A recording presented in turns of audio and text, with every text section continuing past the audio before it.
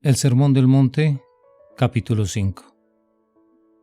Y viendo la multitud, subió en el monte, y sentándose se llegaron a él sus discípulos. Y abriendo su boca les enseñaba diciendo. Acá vemos el prólogo o la entrada al Sermón del Monte,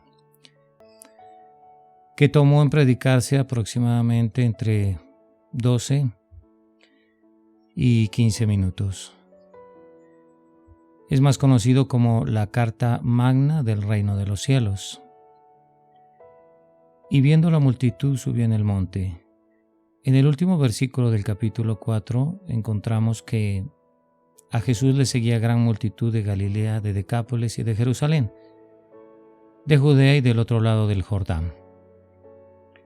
Es por eso que el capítulo 5 se abre reseñando la multitud que le seguía.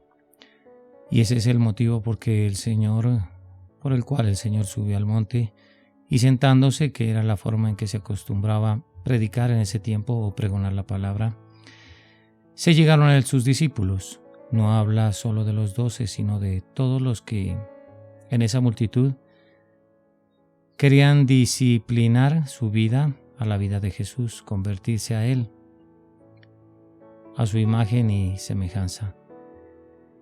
Acá el Sermón del Monte nos indica cómo podemos obtener el carácter de Jesús, el temperamento de Jesús, la personalidad del Señor. Y abriendo su boca les enseñaba diciendo. Jesús abre su boca y habla fuerte para que los discípulos le escuchen. En aquel tiempo también se acostumbraba a cada 50 metros colocar a otra persona que reprodujera el mensaje en voz alta para que toda la multitud lo escuchara. Es por eso que el Señor prefería subir a un monte o subirse a una barca, para que este método funcionara cuando Él proclamaba el reino de los cielos. Bienaventurados los pobres en espíritu, porque de ellos es el reino de los cielos.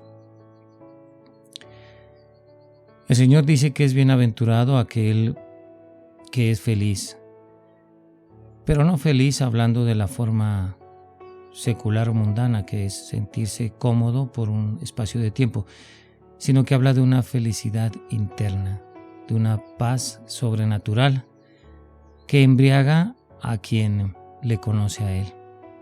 Por eso dice, feliz o doblemente feliz el que se declara pobre en espíritu, porque de Él es el reino de los cielos. Y es que el pobre en espíritu es aquel derrotado que reconoce que está muy apartado del Señor, que es pobre en espíritu de Dios, que está agotado del camino, que sabe que es un pecador y que dice, Señor, sé propicio a mí. Es por eso que el Señor les dice a los escribas y fariseos que las prostitutas y los ladrones entrarán primero al reino antes que ellos.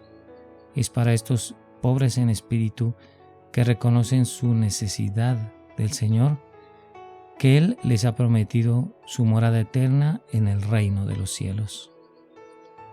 Bienaventurados los que lloran enlutados, porque ellos recibirán consolación. Siendo este un manual acerca de la personalidad de aquellos que quieren parecerse a Cristo, en segundo lugar vienen los que lloran enlutados. Primero se sienten pobres en espíritu y después lloran por su situación, porque saben que están de luto y que van a ser condenados. Ellos lloran porque quieren recibir consolación. Lloran porque su situación verdaderamente es crítica. El Sermón del Monte adoctrina a aquellos que quieren ser ciudadanos del reino de los cielos. Bienaventurados los mansos, porque ellos recibirán la tierra por heredad. Si la persona se declara pobre en espíritu y después llora, arrepentido por esta situación, el Señor le otorga ser manso y humilde de corazón como el Cordero de Dios, manso quiere decir aquella persona que tiene la capacidad para ser violenta, física o intelectualmente, pero que prefiere conservar la cordura porque se quiere parecer a su Señor. Y entonces aquí ya hay una herencia más que interna, espiritual e incorpórea, hay una herencia material, ya que el Señor les dice que recibirán esta tierra por heredad, lo que nos traduce que los que van a gobernar la tierra después de su segunda venida son los mansos, los que han adquirido este carácter. Bienaventurados los que tienen hambre y sed de justicia o rectitud, porque ellos serán saciados. Primero se declaran pobres en espíritu, después se arrepienten, enlutados y lloran. En tercer lugar, alcanzan el carácter del Señor. Y ahora el Señor los pasa a tener hambre y sed de su palabra, de justicia, de la rectitud, del carácter y la personalidad del Señor. Y éste les promete que ellos serán saciados, saciados con su espíritu, saciados con su gracia. Es así que el que tiene hambre y sed de justicia siempre se va a dirigir a su palabra, a buscarlo al Señor en las Escrituras, y el Señor les saciará. Bienaventurados los misericordiosos, porque ellos alcanzarán misericordia. Después de ser llenos con su palabra y su espíritu, y ya saciar su hambre y sed de rectitud, el Señor nos coloca la misericordia de Él en nosotros para que nosotros sintamos misericordia por los demás. Si somos misericordiosos, o sea que alcanzamos a sentir en un nivel de empatía alto lo que las otras personas sienten, entonces nosotros también alcanzaremos la misericordia del Señor. Es por eso que en Mateo capítulo 6 el Señor dice que debemos soltar nuestras deudas de los demás para que el Señor suelte nuestras deudas, porque Él nos ha perdonado y así debemos perdonar a los demás. Misericordia es la capacidad de colocarse en la situación de otro y asimismo socorrerlo. Bienaventurados los de limpio corazón, porque ellos verán a Dios. Ya llenos de misericordia, el Señor empieza una obra en nuestro corazón prodigiosa, maravillosa y milagrosa, que es la limpieza del pecado, de toda concupiscencia, lascivia, deseos dañinos, envidias, iras, frustraciones, enojos. Entonces, cuando nuestro corazón está limpio de todas esas bajas pasiones de la carne, empezamos a ver a Dios. Él mismo dice, porque ellos verán a Dios. Nuestros ojos son limpios con el colirio de su santidad y de su hermosura. Así es como empezamos a ver a Dios cara a cara, y ya no como por un vidrio oscuro. Bienaventurados los pacificadores, porque ellos serán llamados hijos de Dios. El pacificador es aquella persona que tiene la capacidad para traer paz a la tierra, pero no como la paz que da el mundo, sino la que da el Señor. Generalmente los pacificadores somos predicadores que traemos su mensaje de salvación y de arrepentimiento para que las personas sean convertidas de las tinieblas a la luz. Esos son los que seremos llamados verdaderos hijos de Dios. La paz se alcanza a través del Evangelio. Bienaventurados los que padecen persecución por causa de la justicia o rectitud, porque de ellos es el reino de los cielos. Acá nuevamente el Señor otorga como herencia el reino de los cielos a los que después de haber cumplido todas estas bienaventuranzas o estos requisitos para tener la ciudadanía del reino de Dios, pasamos a ser perseguidos, tribulados y vituperados por los enemigos de Dios. Vale anotar que los enemigos de Dios generalmente lo hacen porque ellos son ignorantes, pero el que ignorantemente peca a sí mismo se condena. Así que la única salvación para ellos es que nosotros lleguemos con el Evangelio a ellos mismos, y nos promete el reino de los cielos si así lo hacemos. Bienaventurados sois cuando os vituperen y os persigan y se dijere toda clase de mal de vosotros por mi causa mintiendo. Gozaos y alegraos, porque vuestro galardón es grande en los cielos, que así persiguieron a los profetas que estuvieron antes de vosotros. En esta bienaventuranza el Señor reafirma que vamos a ser vituperados, perseguidos y condenados generalmente por mentiras, pero va a ser por su causa, lo cual debe traer gozo y alegría a nuestro corazón, ya que nuestra habitación en el reino y nuestro galardón será muy grande. El discípulo no es mayor que su maestro, y así persiguieron a los profetas que fueron antes de nosotros. Así que nosotros también debemos cumplir ese ministerio si queremos heredar la tierra, el reino de los cielos, ser saciados con su palabra, recibir consolación, alcanzar misericordia, ver a Dios y ser llamados hijos de Dios. Gozaos y alegraos, porque vuestro galardón es grande en los cielos, que así persiguieron a los profetas que estuvieron antes de vosotros, dice el Señor. No lo olvidemos. El gozo y la alegría va a sobresaturar nuestro corazón. Pero si antes somos vituperados, perseguidos, y se dijere toda clase de mal de nosotros por causa del Señor, ese día el Espíritu Santo estará hablando por nosotros y ya no tendremos que preocuparnos por lo que tenemos que decir. Vosotros sois la sal de la tierra, y si la sal se perdiere su sabor, ¿con qué será salada? No vale más para nada sino para ser echada fuera y hollada por los hombres. El Señor nos llama a ser la sal de la tierra, y es que si la sal perdiere su sabor, ¿con qué será salada? En la antigüedad, la sal se utilizaba para salar la carne para que no se pudriera, y era de mucho valor para los antiguos. De hecho, a los soldados romanos se les pagaba precisamente con sal. Y si la sal no permite que la carne se pudra, entonces esto es un buen símbolo para enseñarnos que su palabra no permitirá que la humanidad se pierda o se pudra en el pecado. Dice, no vale más para nada sino para ser echada fuera y hollada por los hombres.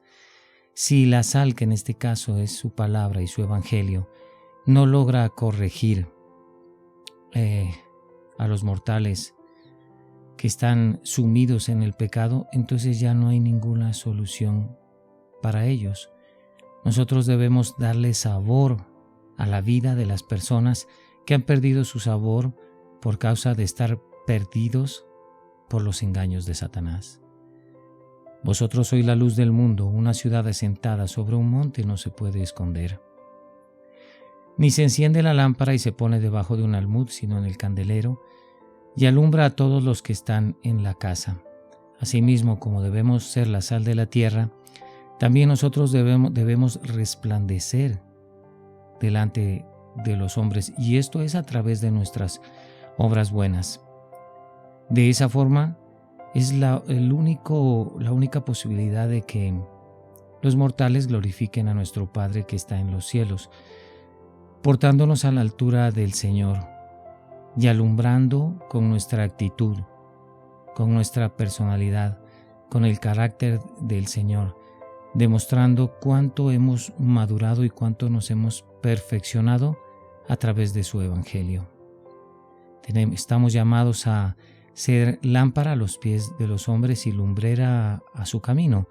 De lo contrario, todos se van a perder y también podemos echarnos a perder nosotros mismos. Recordemos, nosotros somos sal, los que damos el sabor de la vida eterna a los humanos, y somos la luz, los que indicamos el camino para que ellos no alcancen a tropezar. No penséis que he venido para desatar la ley o los profetas. No he venido para desatarla, sino para cumplirla. Porque de cierto os digo que hasta que perezca el cielo y la tierra, ni una jota ni una tilde perecerá de la ley hasta que todas las cosas sean cumplidas. de manera que cualquiera que desatare uno de estos mandamientos muy pequeños y así enseñare a los hombres, muy pequeño será llamado en el reino de los cielos. Mas cualquiera que los hiciere y los enseñare, me refiero a los mandamientos, éste será llamado grande en el reino de los cielos.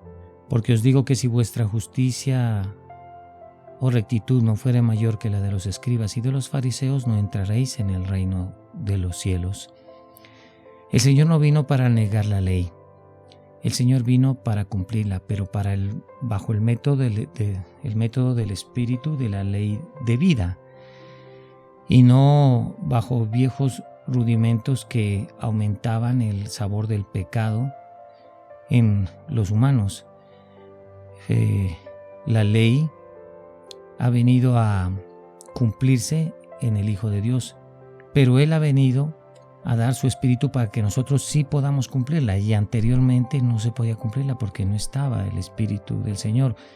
Este solo descendía sobre reyes y profetas. Entonces la gente en general estaba ausentada de Dios y muy limitada, pero vino el Señor y con su cruz, clavándola en nuestros corazones, nos ha otorgado la posibilidad de tener su Santo Espíritu, y entonces es muy fácil cumplir la ley, así como lo hizo el Señor. El Señor ha dado sus mandamientos, que para Él son pequeños, o sea, muy sencillos de cumplir. Pero si alguno de los humanos lo negare, este mismo lo negará en el reino de los cielos. Por eso es que nos dice que Él no vino a negar la ley, sino a cumplirla. Y a cualquiera que cumplamos con esos mandamientos y de paso así los enseñemos, este será llamado grande en el reino de los cielos. Recordemos que el Señor mismo dice que quien lo afirmara aquí en la tierra, Él lo va a afirmar y a declarar delante del Padre, pero quien lo negare, pues el mismo Jesús, nuestro abogado, lo negará delante de su Padre, porque recordemos, un abogado no solo se hizo para defender, sino que también se hizo para acusar. Esa es la parte que debemos entender de nuestro Señor Jesús. O lo tenemos de abogado defensor o lo tenemos de abogado acusador. Porque os digo que si vuestra justicia o rectitud no fuere mayor que la de los escribas y de los fariseos, no entraremos en el reino de los cielos. Y es así. Para el día de hoy también encontramos escribas y fariseos, o sea, personas que no viven la palabra, que simplemente la predican como hacían los escribas. Ellos eran los encargados de ir a las sinagogas de los judíos y simplemente leer las escrituras. Pero ellos no podían interpretarlas. Y acerca de los fariseos, estas eran las personas que se sentaban a escuchar a los escribas, pero por la ausencia de una interpretación dirigida por el Santo Espíritu de Dios, entonces estaban huecos y vacíos, y se paraban en la puerta y no entraban al reino ni dejaban entrar, como dice el mismo Señor en su palabra. Si vuestra justicia no fuere mayor que la de los escribas y de los fariseos, pues no entraréis en el reino de los cielos. Oísteis que fue dicho a los antiguos, no matarás, y cualquiera que matare será culpado de juicio. El Señor nos está recordando que podemos matar con nuestra boca, ahora en la era de la gracia, a una persona cerrándole las puertas del cielo, enseñándole una mala doctrina, confundiéndolo. Hay muchas personas el día de hoy que por quedarse con el dinero de las personas prácticamente los matan, porque los mandan a condenación eterna. Acá cuando se refiere a matar se refiere a la ley, al decálogo, a Deuteronomio y Levítico, porque dice, oíste que fue dicho a los antiguos, mas yo os digo que cualquiera que se enojare descontroladamente con su hermano será culpado del juicio, y cualquiera que dijere a su hermano raca será culpado del consejo, y cualquiera que dijere fatuo será culpado del quemadero de fuego.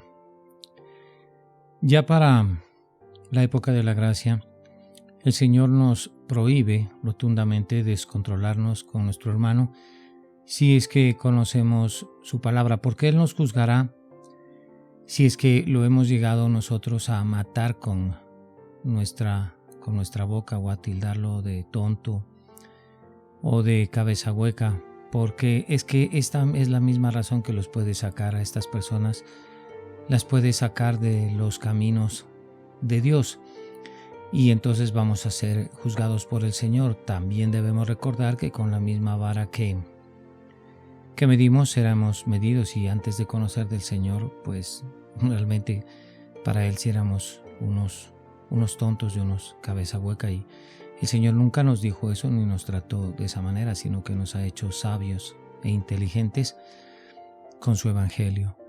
Por tanto, si trajeres tu presente al altar y allí te acordaras de que tu hermano tiene algo contra ti, deja tu presente delante del altar y ve y vuelve primero en amistad con tu hermano, y entonces ven y ofrece tu presente. Concíliate con tu adversario pronto, entre tanto que estás con él en el camino, para que no acontezca que el adversario te entregue al juez y el juez te entregue al alguacil y seas echado en prisión. De cierto, te digo que no saldrás de allí hasta que pagues el último cuadrante. Muchas personas acostumbran a llevar muchos presentes al altar, a hacer una especie de sacrificios con dinero, a consentir a sus pastores o hacerle regalos a personas que les predican el evangelio, pero la verdad es que está muy mal con otras personas, con familiares o con hermanos. Me refiero a la fraternidad cristiana, con hermanos de su iglesia o con personas que son cristianos. Y el Señor los impulsa a que en vez de dar presentes, colaborar con dinero con su iglesia y cosas de estas, primero lo que tienen que hacer es volver en amistad con sus hermanos, con sus padres, con sus familiares, porque de otra forma los presentes no van a ser recibidos.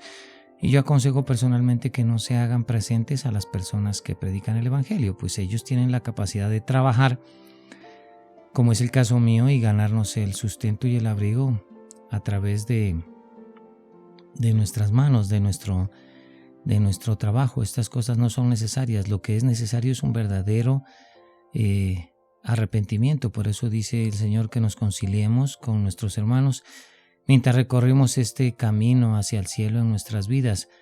No vaya a ser que el mismo que ha sido maltratado por nosotros nos coloque en oración delante del juez, que es el Señor, y el Señor nos entregue a Satanás, que es el alguacil, y seamos echados en prisión finalmente, que es el infierno eterno. Tenemos que tener presente que todo esto se puede dar debido a nuestra necedad. De cierto te digo, dice el Señor, que no saldrás de allí hasta que pagues el último cuadrante. Son consejos certeros que nos da el Señor para nuestro caminar aquí en la tierra. No debemos descuidarnos y caer en el efecto de la religión y dedicarnos mucho a la religión y no a la verdadera religión pura y sin mácula, que es arrepentirnos, encargarnos del necesitado, predicar el evangelio, hacer discípulos, predicar el reino, expulsar demonios. A una vida de santidad, a una vida íntegra, es a lo que estamos llamados a dedicarnos, y no a esta cuestión vana y vacía de los presentes y de los regalos y de los aportes económicos. Oíste que fue dicho a los antiguos: no adulterarás. Mas yo os digo que cualquiera que mira a la mujer para codiciarla, ya adulteró con ella en su corazón. Por tanto, si tu ojo derecho te fuere ocasión de caer, sácalo y échalo de ti, que mejor te es que se pierda uno de tus miembros, sino que todo tu cuerpo sea echado al quemadero. Y si tu mano derecha fuere ocasión de caer, córtala y échala de ti, que mejor es que se pierda uno de tus miembros, y no que todo tu cuerpo sea echado al quemadero. A los antiguos se les dijo que no adulteraran. No debemos pensar simplemente en que el adulterio se realiza al engañar, al ser infiel con la esposa o la esposa con el esposo, o en una relación sentimental o de convivencia. También el Señor nos dice que podemos adulterar contratos o podemos adulterar productos. Y, y esto no cabe en la gracia, no cabe desde que el Señor vino para acá en la era de la iglesia. No cabe en ningún tipo de adulterio. En la ley el adulterio era subsanado con presentes y con sacrificios, pero el Señor ya no tolera esta clase de adulterio. Si se trata de la mujer, el Señor dice que cualquiera que mira a una mujer para codiciarla, pues ya está adulterando en su corazón, porque vamos a poner el ejemplo del hombre hacia la mujer. Y podría ser de la mujer hacia el hombre. Si se codicia, ya se está viendo a la persona como algo menos que un animal, o sea, se la está viendo como un objeto que a uno le va a causar placer, y es objeto de sevicia. A nosotros mismos no nos gustaría que nos miren así, o que a uno de nuestros hijos lo miren así, porque el Señor a todos los hijos los ve como posibles ovejas suyas. Y si usted está en una situación en la que está codiciando a una persona, recuerde que esa persona, sea varón o sea mujer, es una ovejita del Señor y que tiene la misma posibilidad de salvarse que usted. Y si usted se mete con una oveja del Señor, se está metiendo con Él. Ese es el cuidado que debemos tener, apreciar las cosas desde ese punto de vista. Si nuestro ojo derecho fuera ocasión de caer, debemos sacarlo y echarlo de nosotros. Pues es mejor que se pierda un miembro que a que todo nuestro cuerpo sea echado al quemadero, tipo y figura del infierno, del Gehenna. Lo mismo dice con la mano. ¿Por qué el ojo y la mano son el ejemplo aquí de mejor cortarlas y echarlas fuera de nosotros a que sean ocasión de caer? Porque el ojo se presta mucho para la concupiscencia, es por ahí por donde entran las imágenes y vienen las tentaciones, y luego con las manos nosotros obramos. Esto simboliza las obras, y es ahí cuando pasamos entonces a obrar el pecado. No precisamente tenemos que amputarnos estos órganos, sino apartarnos de estas situaciones. Si estamos viendo algo que no nos conviene, cambiemos de lugar, cambiemos de situación. Esto se ve muy frecuentemente con el porno que se publica o se viraliza en internet. Hay muchas personas que se vuelven adictos a esto, entonces es mejor, qué sé yo, cerrar definitivamente esas páginas o ausentarse del computador, o colocar el computador donde hay otras personas y uno no pueda mirar esto. Y si hay una persona que se presta para el pecado, usted ya se está metiendo con una oveja del Señor, o posiblemente una oveja del Señor. Así que entonces es mejor evitar a esta persona y llamarnos a una vida de santidad, que es donde vamos a encontrar paz, donde vamos a encontrar menos enfermedades, menos accidentes, menos robos, donde vamos a encontrar armonía en nuestra vida y vamos a dejar la depresión, el estrés y la ansiedad, que son las peores, podemos decir, aflicciones que estamos recibiendo los humanos para este tiempo. También fue dicho: cualquiera que repudiare a su mujer, dele carta de divorcio. Mas yo os digo que el que repudiare a su mujer fuera de causa de fornicación, hace que ella adultere, y el que se casare con la repudiada comete adulterio. Bien, pues en un caso de fornicación en una relación, pues sí, lo mejor es que nos separemos, que nos divorciemos, y de hecho hay otras causas por las que nos podemos separar o divorciar para el día de hoy. La incompatibilidad hace sufrir mucho a los hijos, y en fin, esto nos puede hacer separar. Pero el Señor es específico cuando dice repudiar a la mujer. Bueno, no hay necesidad de repudiarla, para eso podemos comunicarnos y formalizar una separación. Pero cuando empezamos a repudiar y seguir en esta situación, pues esto va a ser causa de infidelidades y de fornicación. Es mejor que las evitemos. Además, habéis oído que fue dicho a los antiguos: no perjurarás, mas pagarás al Señor tus juramentos. Mas yo os digo: no juréis en ninguna manera, ni por el cielo, porque es el trono de Dios, ni por la tierra, porque es el estrado de sus pies, ni por Jerusalén, porque es la ciudad del gran rey.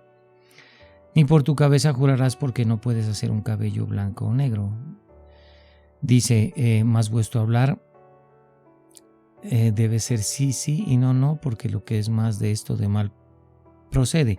Si vamos a empezar a jurar nosotros sobre alguna situación, esto ya es un indicio de que estamos mintiendo, y si vamos a poner por testigo a Dios, pues doblemente vamos a pecar, porque aunque lo que digamos sea una verdad, accidentalmente se puede convertir en una falsedad, y el que va a quedar mal es el Señor, y nos vamos a meter más que en problemas con los humanos, en problemas con el Señor.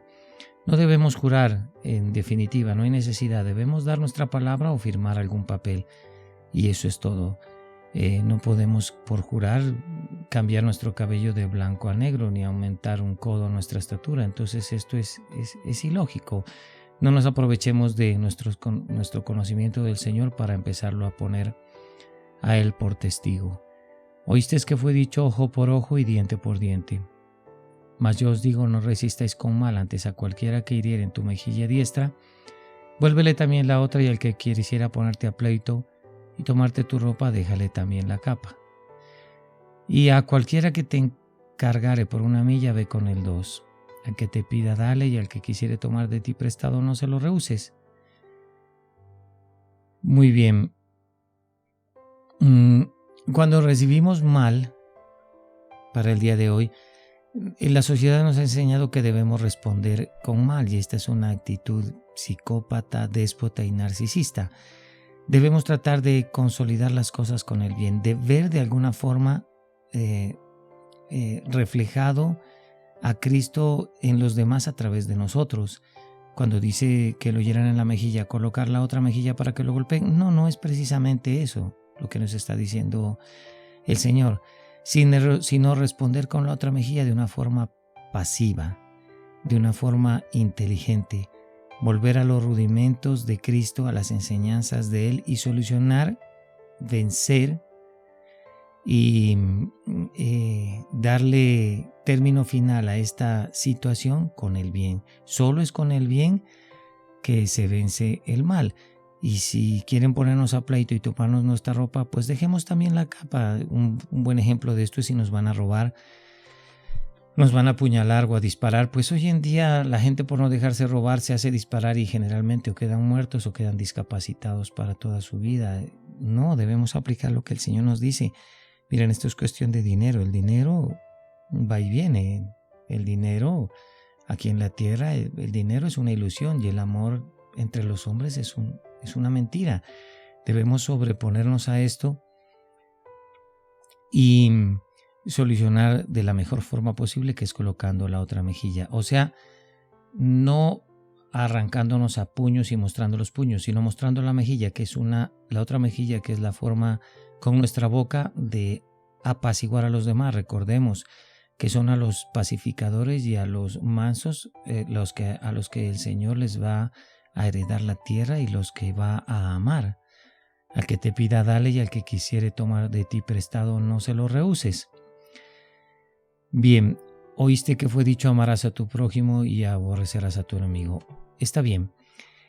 Hay que darle al que nos pide más que todo la palabra y la dirección, pues la dirección que el Señor nos ha puesto a repartir, a dirigir, a suministrar. Y si alguien quiere tomar de nosotros prestado, pues no hay problema, no lo podemos rehusar. Para eso legalmente se pueden solucionar las situaciones hoy en día. Se puede poner testigos, o se puede hacer firmar una letra de cambio, o un contrato, o un pagaré, o cosas de estas, pero no tenemos por qué rehusar de buenas a primeras y con un carácter recio y animal diabólico a cuando quieren tomar de nosotros prestados. Oíste que fue dicho, amarás a tu prójimo y aborrecerás a tu enemigo. Mas yo os digo, amad a vuestros enemigos, bendecid a los que os maldicen, haced bien a los que os aborrecen, y orad por los que os calumnian y os persiguen, para que seáis hijos de vuestro Padre que está en los cielos, que hace que su sol salga sobre malos y buenos, y llueva sobre justos e injustos. Antes se nos decía que debíamos aborrecer a nuestro enemigo en el Antiguo Testamento, en la antigüedad, no a nosotros, pero sí a nuestros ancestros, que debíamos amar al prójimo y aborrecer al enemigo. Pero ahora no solo debemos amar al prójimo, sino también a nuestro enemigo, y debemos bendecir a los que nos maldicen y hacer bien a los que nos aborrecen y orar por los que nos calumnian y os persiguen. Pero no vamos a salir a hacerlo de frente, lo podemos hacer en lo íntimo, amando a nuestros enemigos, bendiciéndolos y orando por ellos. Esta es una buena forma de amontonar ascuas sobre sus cabezas, y es que en la antigüedad, si a alguien se acababa el fuego en su casa, iba y pedía unas brasas al vecino, y generalmente pues ya conocemos, entre los vecinos hay problemas, pero cuando iban y pedían ascuas para volver brasas para volver a aguzar el fuego en sus casas, los demás los insultaban y no les suministraban. Pero el Señor dice no, amontona ascuas sobre su cabeza, porque el utensilio en el que se llevaban las ascuas se depositaba sobre la cabeza para transportarlo. Quiere decir que devolvamos con bien al mal, que respondamos con el bien.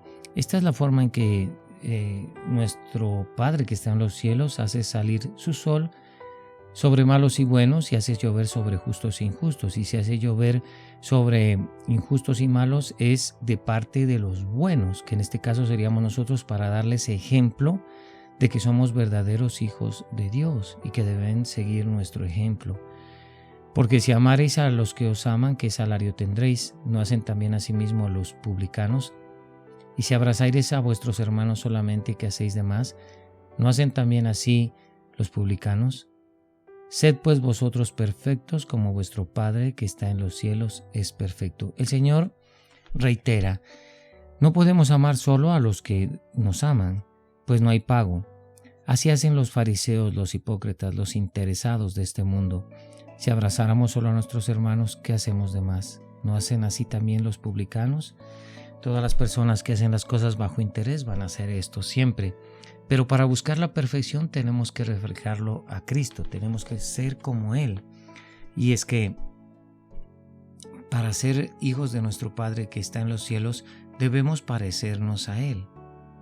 Debemos hacernos a su imagen y semejanza. Debemos reflejarlo a Cristo con el bien. A veces nosotros abrazamos a los que nos interesan nomás, o amamos a los que nos interesan porque eso trae un beneficio para nosotros, pero recordemos que el amor de Cristo es sacrificado y no conlleva consigo interés. Es desinteresado el amor de Cristo y redime y rescata por naturaleza. Ese es el mejor evangelio que podemos predicar. ¿Cuál es? Que reflejarlo al Señor. Más arrastra uno personas a los pies del Señor con el ejemplo que con la palabra. Pero ¿cómo? Nos preguntaremos cómo podemos dar un buen ejemplo. Pues leyendo muchísimo la palabra y a través de nosotros haciéndola una realidad en los demás.